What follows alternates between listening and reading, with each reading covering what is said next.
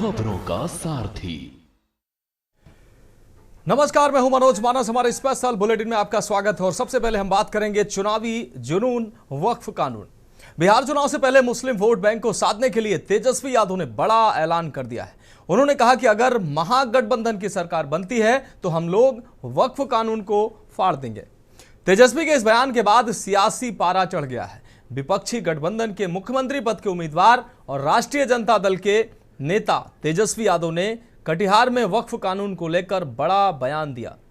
चुनावी सभा को संबोधित करते हुए उन्होंने कहा कि अगर राज्य में महागठबंधन की सरकार बनी तो केंद्र सरकार द्वारा पारित वक्फ संशोधन अधिनियम को कूड़ेदान में फेंक दिया जाएगा।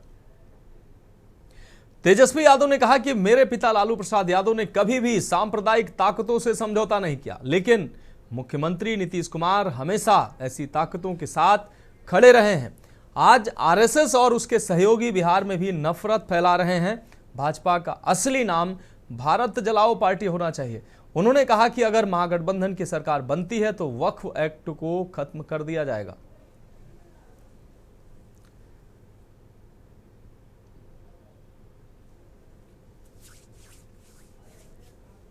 तो कटिहार में चुनावी रैली में तेजस्वी यादव ने बयान दिया। वक्फ कानून को लेकर उन्होंने बयान दिया। उन्होंने कहा कि वक्फ कानून कूड़े में डाल दिया जाएगा अगर हमारी सरकार आई। तो चुनावी जुनून में अब वक्फ कानून को लेकर तेजस्वी यादव ने ये बड़ा बयान दे दिया। लोगों को पता है कि कैंपेनिंग जो है वो उसकी शुरुआत हो चुकी है और बिहार जो है बेसब्र है बदलाव के लिए। कहीं भी हम लोग जा रहे हैं, भारी तादाद में हर जात, हर वर्ग, हर धर्म के लोग साथ देने के लिए भारी संख्या में सभाओं में आ रहे हैं और लोग जो है मौजूदा सरकार से परेशान हैं और बिहार सरकार को बदलना चाहते हैं। 20 साल पुरानी विजनलेस खटारा जो सरकार है, भ्रष्टाचार, अपराध चरम पर हो गया है। इनके रहते हुए कहीं सुनवाई कार्रवाई नहीं हो रही है और अमित शाह जी ने तो मना ही कर दिया कि भाई अब कारखाना नहीं लग सकता क्योंकि भूमि की कमी है।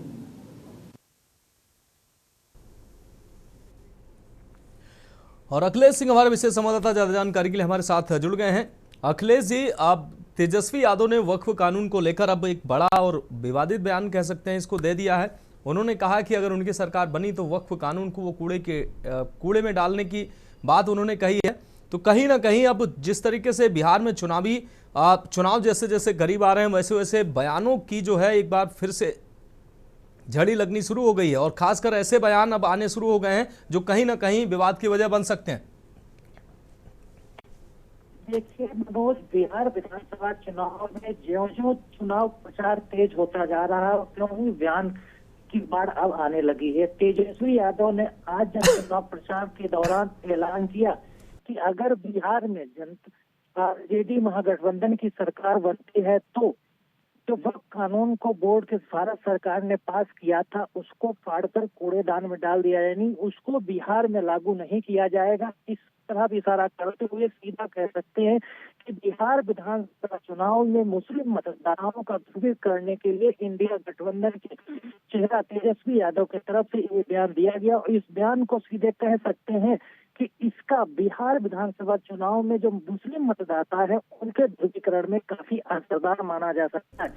जिस प्रकार आज तेजस्वी यादव ने कहा और उसके हिदायत बाकी महागठबंधन के नेताओं की तरफ भी उस समर्थन में लगातार बयानबाजी हुई और सभी के द्वारा उस बयान को सही बताया गया, तो कहा जा सकता है कि बिहार विधानसभा चुनाव के अंदर इंडिया गठबंधन चाहता है कि मुस्लिम मतदाता ना बिछे और ना बटे। इसको लेकर चाहते हैं कि जिस तरह से ओवैसी और तमाम मुस्लिम नेता जो वोट काटने के तौर पर बाहर कैंडिडेट उतार रहे हैं, तो आरजेडी चाहती है, कांग्रेस भी चाहती है, इंडिया गठबंधन समूचा विपक्ष चाहता है कि मुस्लिम मतदाताओं का बंटवारा ना हो और एनडीए गठबंधन यानी बीजेपी और जेडीयू के सामने एक लामबंद होकर एकजुट होकर अगर वो वोटिंग करते हैं इंडिया गठबंधन के खिलाफ तो इनकी जीत पक्की होगी और सुनिश्चित सरकार बनने की दिशा में अग्रसर होंगे। लेकिन आज जिस तरह से ध्रुवीकरण को लेकर बीजेपी भी हमला बीजेपी नेताओं की तरफ से फिर वही कहा गया कि ये एक मतलब मुस्लिमों को बढ़ावा देने का काम करेंगे फिलहाल, लेकिन इसे इंडिया गठबंधन के फायदे के तौर पर आरजेडी नेता और इंडिया गठबंधन के मुख्यमंत्री के तेजस्वी यादव के बयान को देखा जा सकता है।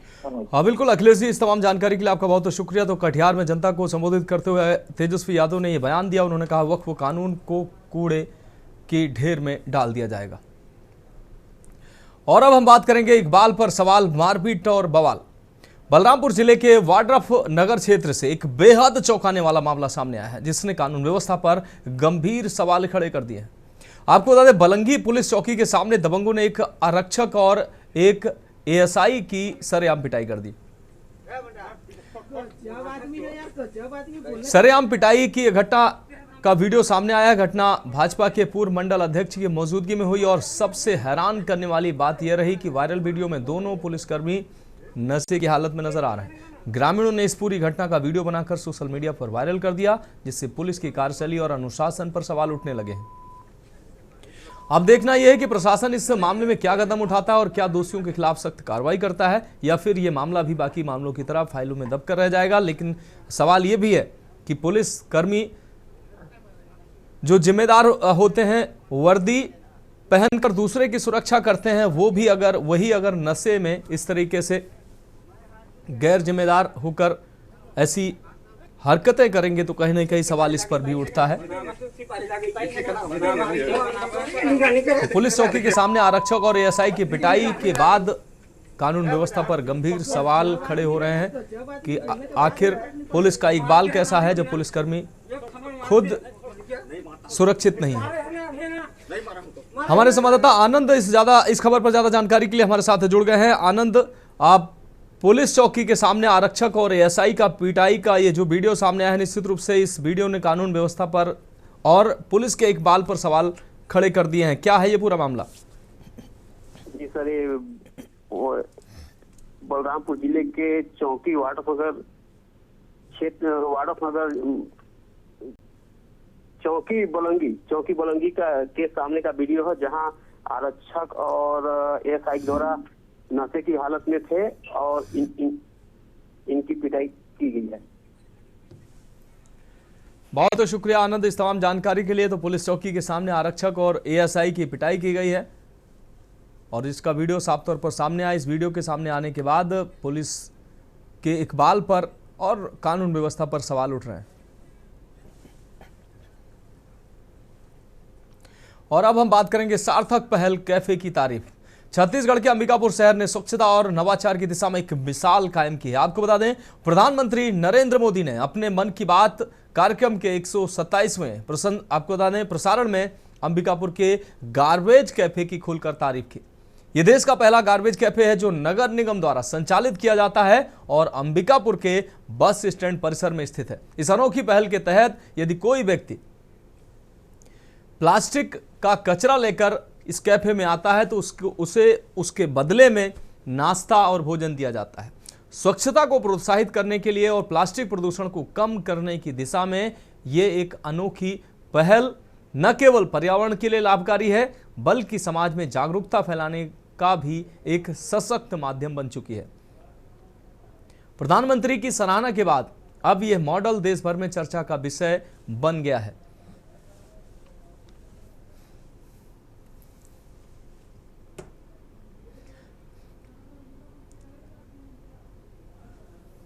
तो अंबिकापुर म्यूनिसिपल कॉरपोरेशन के द्वारा ये गार्बेज कैफे चलाया जा रहा है, जिसकी तारीफ प्रधानमंत्री ने मन की बात कार्यक्रम में की है। शहर को स्वच्छ रखने, प्लास्टिक कचरे से मुक्त करने और कुल मिलाकर स्वच्छता का संदेश देता ये अनोखा मिशन, अनोखी पहल जो है चर्चा का विषय बनी हुई। विकास गुप्ता हमारे संवाददाता ज्यादा जानकारी के लिए हमारे साथ इस खबर पर जुड़ चुके हैं। विकास, अंबिकापुर में गार्बेज कैफे अब सुर्खियां बटोर रहा है, चर्चा का विषय बन चुका है। प्रधानमंत्री ने भी मन की बात में इस कैफे की चर्चा की और ये कैफे अपने आप में एक अनोखी पहल चला रहा है जिसकी हर ओर सराहना हो रही है। क्या कुछ इस कैफे के द्वारा किया जा रहा है जिसकी चर्चा हो रही है?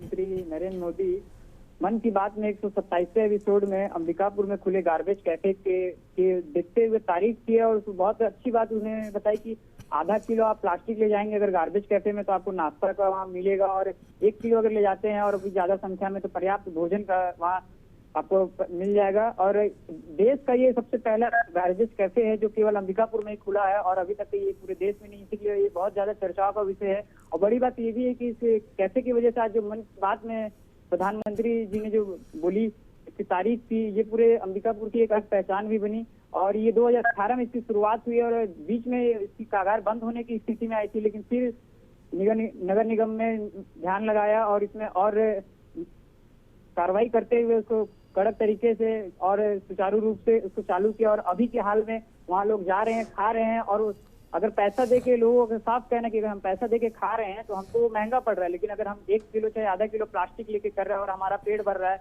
तो कहीं ना कहीं ये शासन को वो बधाई दे रहे हैं कि शासन के द्वारा हमें ये मुफ्त तरीके से भोजन मिल रहा है। जी हाँ बिल्कुल विकास, इस तमाम जानकारी के लिए आपका बहुत शुक्रिया। तो स्वच्छता और नवाचार का ये शानदार मॉडल जिसकी अब देश भर में चर्चा हो रही है, प्रधानमंत्री नरेंद्र मोदी ने मन की बात कार्यक्रम में 127वें संस्करण में इस प्रसारण में इस अनोखे गार्बेज जो है कैफे का जिक्र किया और उन्होंने साफ तौर पर इसकी तारीफ की और अब इस मॉडल की जो चर्चा है पूरे देश में चर्चा की जा रही है। और अब हम बात करेंगे माया के दर पर अभ्यर्थी जोरदार प्रदर्शन। उत्तर प्रदेश में 69,000 शिक्षक भर्ती को लेकर विवाद लगातार गहराता जा रहा है। आरक्षित वर्ग के अभ्यर्थियों का आक्रोश अब सड़कों पर दिखाई देने लगा है। कल जहां बेसिक शिक्षा मंत्री संदीप सिंह के आवास का घेराव किया गया, वहीं आज लखनऊ के मॉल एवेन्यू स्थित बसपा सुप्रीमो मायावती के आवास के बाहर अभ्यर्थियों ने जोरदार प्रदर्शन किया है।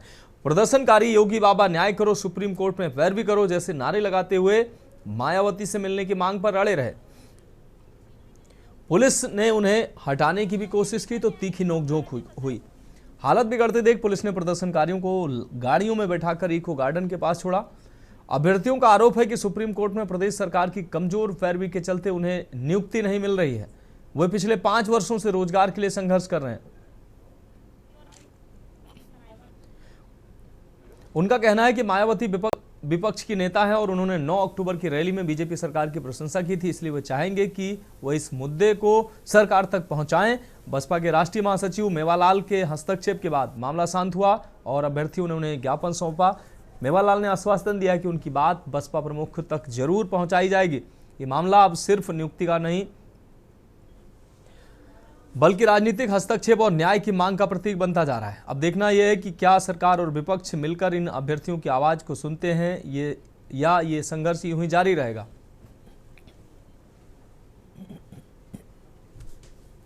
मायावती बहन जी के यहाँ आए हैं, इसलिए आए हैं कि हमारा जो 27 और 21 जो आरक्षण हमें बाबा साहेब ने दिया था वो हमारा छीना गया।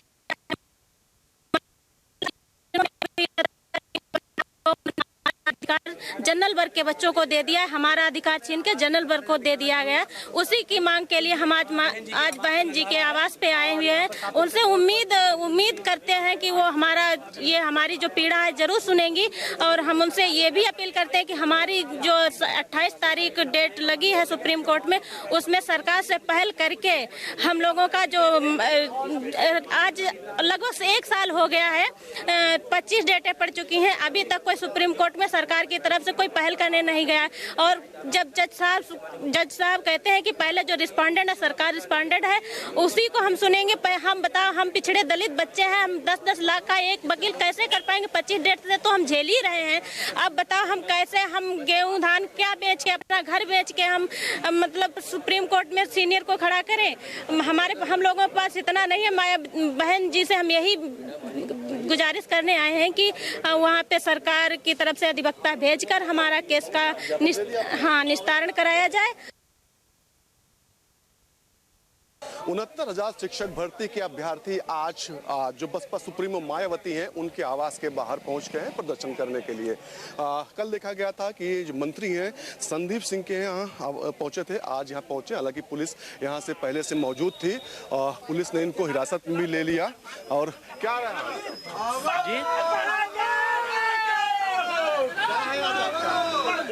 धरना है आज, ये 69,000 शिक्षक भर्ती आरक्षण की विसंगति जो क्या हुआ नहीं, सरकार का वकील नहीं जा रहा। बिल्कुल इन लोगों को पुलिस ने हिरासत में ले लिया है और हिरासत में लेकर के अब इनको आगे ले जा रही है। निश्चित तौर पर ये काफ़ी लंबे समय से जो है प्रदर्शन कर रहे हैं। 70,000 शिक्षक भर्ती के अभ्यर्थी का कहना है कि जो कोर्ट में इनका मामला चल रहा है सुप्रीम कोर्ट में, उसमें कहीं ना कहीं सरकार की ओर से जो है वकील जो है नहीं पहुंच रहे, जिसके चलते इनकी सुनवाई नहीं हो पा रही है और कोई उसका रिजल्ट नहीं निकल पा रहा। लखनऊ से के न्यूज़ के लिए अश्विनी कुमार, सहयोगी आदित्य के साथ।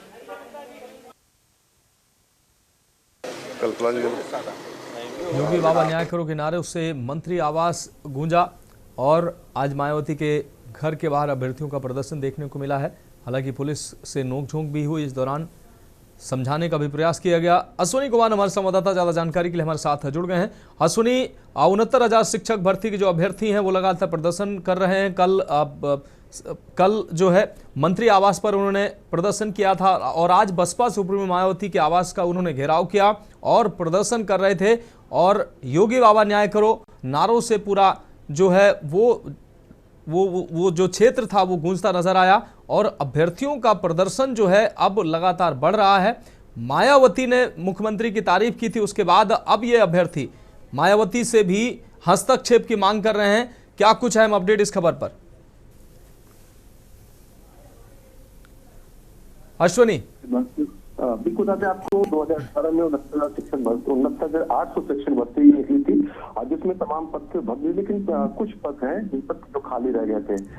उसके बाद 800 कुछ टोटल पद हैं जिन पर लेकर के ये बड़ी जंग चल रही है। ओबीसी और एससी वर्ग के जो अभ्यर्थी हैं उनका कहना है कि जो उनका आरक्षण था वो कहीं ना कहीं जनरल कैटेगरी के जो अभ्यर्थी हैं उनको दे दिए गए, जिसके चलते उनको नौकरी नहीं मिल पा रही, जबकि ये नियम तक उनका कहना गलत है। इसको लेकर के पिछले 1-1.5 साल से लगातार जो है ये अभ्यर्थी जो है वो प्रदर्शन कर रहे हैं। इससे पहले भी देखा गया, कल ही मंत्री रणदीप सिंह हैं जो वित्त मंत्री उत्तर प्रदेश के, उनके आवास पर प्रदर्शन हुआ था और वित्त शिक्षा मंत्री के यहाँ इससे पहले भी तर्ज में जो है प्रदर्शन कर चुकी है। इसके अलावा अखिलेश यादव के दरवाजे पर गए, मुख्यमंत्री आवास पर जाने की कोशिश की, तमाम जो बड़ी नेता हैं उनके जहाँ तक गए। आज बसपा सुप्रीमो मायावती के आवास पर पहुंचे थे और प्रदर्शन किया। हालांकि पुलिस को पहले जानकारी तो पुलिस मुस्तैद थी और जैसे ही ये अभ्यर्थी पहुंचते हैं इनको हिरासत में लेकर के वहां से हटा दिया जाता है। हालांकि बसपा सुप्रीमो को जब इसकी जानकारी होती है तो उन्होंने अपने जो महासचिव मेवाला उनको भेजा और बाकायदा अभ्यर्थियों से जो है ज्ञापन लिया है और आश्वासन दिया है कि जो संभव मदद होगी वो अभ्यर्थियों की की जाएगी। इन अभ्यर्थियों का आरोप है कि पिछली 25 डेटें हो चुकी हैं और जो है सरकार की ओर से जो वकील है वो नहीं पहुंचे, जिसके चलते ये जो मामला है वो अधर में लटका हुआ है, उसकी सुनवाई नहीं हो पा रही है। निश्चित तौर पर इनकी मांग है सरकार से कि जो वकील है उनको भेजकर कहीं ना कहीं जल्द से जल्द आज सुप्रीम कोर्ट में पक्ष खटे, जिसके बाद निर्णय आ सके और कहीं ना कहीं इनको उम्मीद है कि सुप्रीम कोर्ट का पक्ष जो निर्णय होगा वो इनके पक्ष में आएगा। जी हाँ बिल्कुल अश्विनी, इस तमाम जानकारी के लिए आपका बहुत बहुत शुक्रिया। तो मायावती के घर के बाहर अभ्यर्थियों का प्रदर्शन देखने को मिला है। पुलिस से तीखी नोकझोंक भी हुई। इस दौरान छात्र प्रदर्शन पर अड़े रहे। बसपा सुप्रीमो से समर्थन की मांग के लिए ये प्रदर्शनकारी वहां पहुंचे।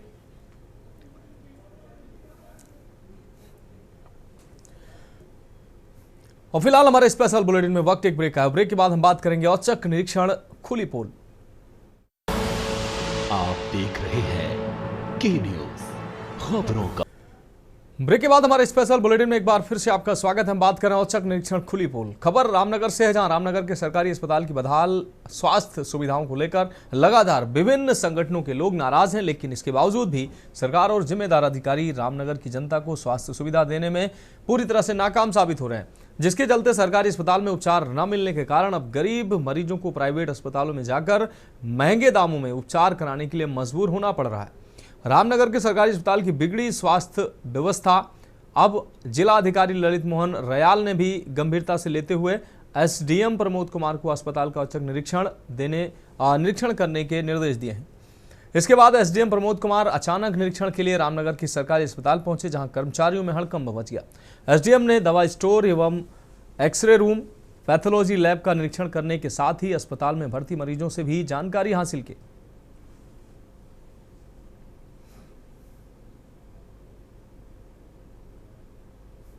देखिए, आज सुबह जिलाधिकारी महोदय के निर्देश पे हॉस्पिटल की अचानक छापामारी की गई है। छापामारी में कई सारी अनियमितता समझ में आ रही हैं। सबसे पहले जो एक अनियमितता हमको नज़र आ रही है कि जितने भी पेशेंट जो एडमिट हुए हैं उनका जो टेस्ट होता है, टेस्टिंग रिपोर्ट यहाँ से लोकल से, यहाँ हॉस्पिटल से होने के बजाय कहीं बाहर से हो रही है। तो इस चीज़ क्यों उत्पन्न हो रही है, इस पर भी हम लोग चेक कर रहे हैं कितने बजे पेशेंट एडमिट हुआ, वास्तव में क्या पेशेंट एडमिट होने से पहले उसकी जाँच हुई थी या उसके एडमिट होने के बाद जाँच हुई है। क्योंकि मुझे बताया गया है यहाँ पर चंदन डायग्नोसिस के साथ भी एक यहाँ पर एक कोलैबोरेशन हुआ है। उसमें जो कुछ जांचें तो यहीं से हो जाती हैं और जो जांचें चंदन से होनी है उनके भी डॉक्टर, उनके फार्मासिस्ट यहाँ बैठते हैं, यहाँ सैंपल लेते हैं, फ्री ऑफ कॉस्ट उनकी जांचें होती हैं।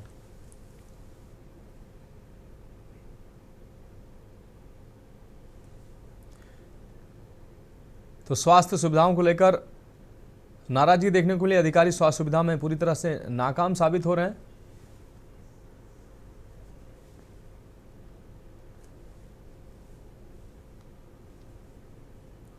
तो एसडीएम के अस्पताल पहुंचते ही अस्पताल में हड़कंप मच गया। स्वास्थ्य सुविधाओं को लेकर संगठन के लोगों ने नाराजगी जताई।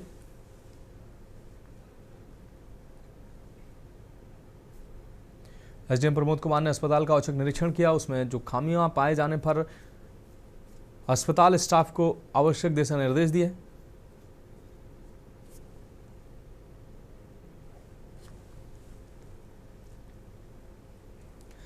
और अब हम बात करेंगे कैसी ढिठाई, दलित युवक को पिटाई।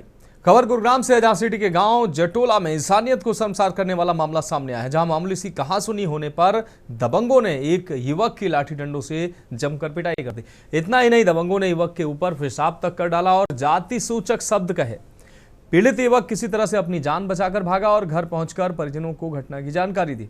इस पर पीड़ित परिवार गांव के सरपंच के पास पहुंचा।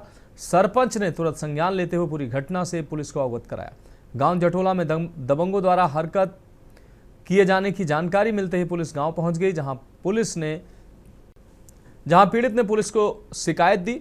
इस पूरे मामले पर पुलिस जांच कर रही थी।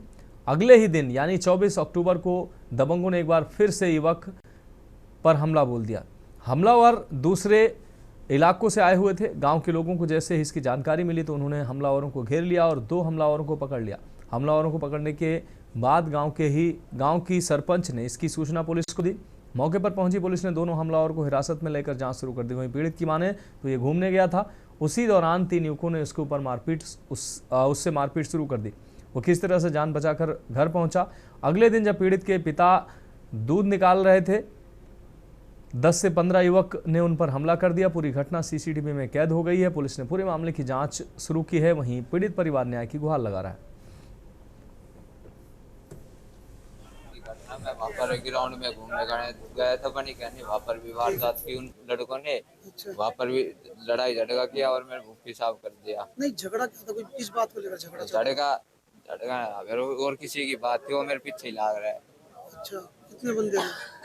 कई था, 3 बाइक थी, 3 बैठा था उन पे। तो मारा भी आपको? हाँ, मेडिकल भी हुआ। क्या गाली गलौज भी की? हाँ, गाली गलौज भी दिए, जातिवाद पे। नहीं, ये है सर, ये बाहर के बच्चे आते हैं, गांव के बच्चे बुलाते हैं। कल ये लड़का घूमने गया हुआ था अम्बेडकर साहब की तरफ, तो वहाँ से कई बच्चे आए और इसको मारा पिटाई से, इसके मुंह। हाँ, और फिर ये और इसे मारने की डंडा भी मारा और ये अपनी जान बचाता हुआ भागा हुआ है। इसके पीछे पीछे हम इनके घर तक आए हैं और इस बात की खबर हमने थाने में कंप्लेंट भी कर दी है। मैं दूध काट रहा हूँ, ऐसे एकदम नॉलेज इसके पिताजी से घेर लो ने, तो वे 20-15 मोटरसाइकिल लेकर आया, एकदम फावड़ भी राड कई चीज हथियार उतर लेता। मैं एकदम भीतर बढ़ू कमरा में, फिर भी ला तो तुम्हारे का निकट बाहर अटू हो, फिर वे लिकटेगा। मैंने भाभी का फोन कर, सरपंच का, मैं भाभी बदमाश आ रहे हैं खातर ऐसे। फिर भी घूम के सोचो बाहर लिख दिया। 5 मिनट में दोबारा उल्टा फिर उल्टा आए मारन खातर। कम से कम 20-25 बालक थे, कोई रेवाड़ी के, कोई पटौती के। ये 2 लड़के पकड़े और सारे भाग गए। फिलहाल हमारे स्पेशल बुलेटिन में अभी के लिए मेरे साथ इतना ही। मुझे दीजिए इजाजत और आप देखते रहिए के न्यूज इंडिया। आप देख रहे हैं के न्यूज, खबरों का सारथी।